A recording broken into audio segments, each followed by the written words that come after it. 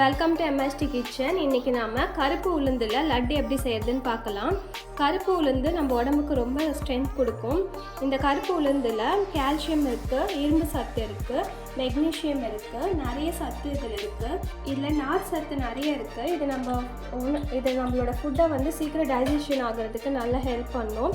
அது மட்டும் இல்லாமல் வளர்கிற குழந்தைங்களுக்கு நம்ம கருப்பு உளுந்து கொடுக்கும்போது அவங்களோட எலும்பெல்லாம் நல்லா பலப்படும்.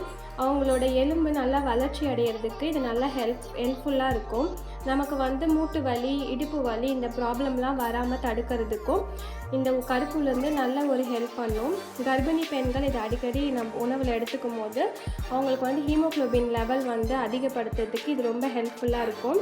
நம்ம கருப்பு உளுந்தை எப்படி ஃபுட்டில் எடுத்துக்கணும் நமக்கு தெரியாது. இதை நம்ம இட்லி அரைக்கும் போது கருப்பு உளுந்து ஆட் பண்ணி இட்லி அரைச்சிக்கலாம். அப்படி இல்லைன்னா குழந்தைங்கள்லாம் அதை அவ்வளோ விருப்பமாக சாப்பிட மாட்டாங்க. நம்ம கருப்பு உளுந்து யூஸ் பண்ணி இட்லி மாவு அரைக்கும் போது கலர் வந்து சேஞ்ச் ஆகிடும். அது சில பேருக்கு பிடிக்காது. அந்த மாதிரி இருக்கிறவங்களுக்கு நம்ம இந்த மாதிரி ஸ்வீட்டாக செஞ்சு கொடுக்கும்போது நல்லா விருப்பமாக சாப்பிடுவாங்க. இன்றைக்கி கருப்பு உளுந்தில் லட்டு எப்படி செய்கிறது, ரொம்ப ஈஸியாக சிம்பிளாக ஒரு 5 மினிட்ஸில் எப்படி செய்கிறதுன்னு பார்க்கலாம் வாங்க. இப்போது அது கருப்பு உளுந்து செய்கிறதுக்கு நான் கருப்பு உளுந்து 1 கப் எடுத்திருக்கேன். ஏலக்காய் பவுடரை பண்ணி எடுத்திருக்கேன். அப்புறம் வெல்லம் எடுத்திருக்கேன். 1 கப்பு கருப்பு உளுந்துக்கு 3/4 கப் அளவு வெல்லம் எடுத்திருக்கேன். உங்களுக்கு ஸ்வீட் கம்மியாக வேணும்னா நீங்கள் இன்னும் கொஞ்சம் கம்மியாக வெல்லம் ஆட் பண்ணிக்கலாம். இப்போ எப்படி செய்யறதுன்னு பார்க்கலாம். ஒரு கடாயில் நம்ம ஒரு 2 ஸ்பூன் அளவுக்கு நெய் ஆட் பண்ணிக்கலாம். நெய் நல்லா சூடானதும் இதில் கருப்பு உளுந்து ஆட் பண்ணிக்கலாம். ஆட் பண்ணி நல்லா வறுத்து விட்டுக்கலாம். கருகிடாமல் மீடியம் ஃப்ளேமில் வச்சு நல்லா வாசனை வர வரைக்கும் நல்லா வறுத்து எடுத்துக்கோங்க.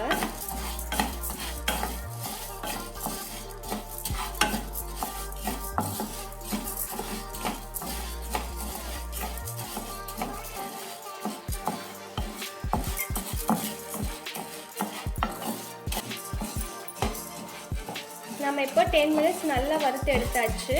இதை நம்ம நல்லா ஆற வச்சு மிக்சியில் பவுடர் பண்ணிக்கலாம். A few moments later. இப்போ பார்த்தீங்கன்னா உளுந்து ஆற வச்சு நல்லா வறுத்து எடுத்தாச்சு. இந்த மாதிரி நல்லா பவுடராக அரைச்சி எடுத்துக்கோங்க. இப்போ இது கூடவே நம்ம ஏலக்காய் பவுடர் ஆட் பண்ணிக்கலாம். அப்புறம் அது கூடவே வெல்லம் ஆட் பண்ணிக்கலாம். நீங்கள் கடையில் வந்து நல்ல பாகு வெல்லமாக கேட்டு வாங்கிக்கோங்க. நல்லா பவுட்ரு நல்லா இந்த மாதிரி இருக்கணும். வெல்லம் இப்படி இருக்கணும். அப்போ தான் நான் மிக்சியில் போட்டு அரைக்கும் போது நல்லா பவுடராக அரைஞ்சிரும். இந்த மாதிரி பாகு வெல்லம்னு கேட்டிங்கன்னா கடையில் அதை நம்ம ஆட் பண்ணிக்கலாம். ஆட் பண்ணிவிட்டு இதையும் நம்ம அரைச்சிக்கலாம். இப்போ பார்த்தீங்கன்னா நான் வெல்லம், ஏலக்காய், உளுந்து எல்லாமே ஒன்றா அரைச்சி எடுத்துட்டேன். இப்போ நம்ம இதை பால் பண்ணிக்கலாம்.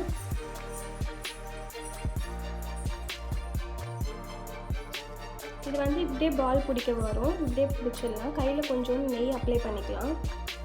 நெய் நல்லா கையில் அப்ளை பண்ணிவிட்டு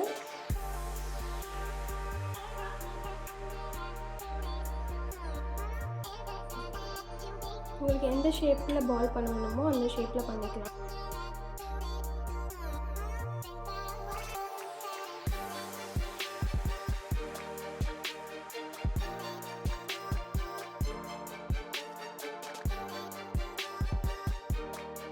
நம்மளோட உளுந்து லட்டு ரெடி ஆகிடுச்சு. நீங்களும் ட்ரை பண்ணி பார்த்துட்டு மறக்காமல் எப்படி இருக்குன்னு கமெண்ட் பண்ணுங்கள். என்னோடய வீடியோஸ் பிடிச்சிருந்தால் லைக் பண்ணுங்கள், ஷேர் பண்ணுங்கள், MSD கிச்சனை சப்ஸ்கிரைப் பண்ணுங்கள். Thank you friends. பாய்.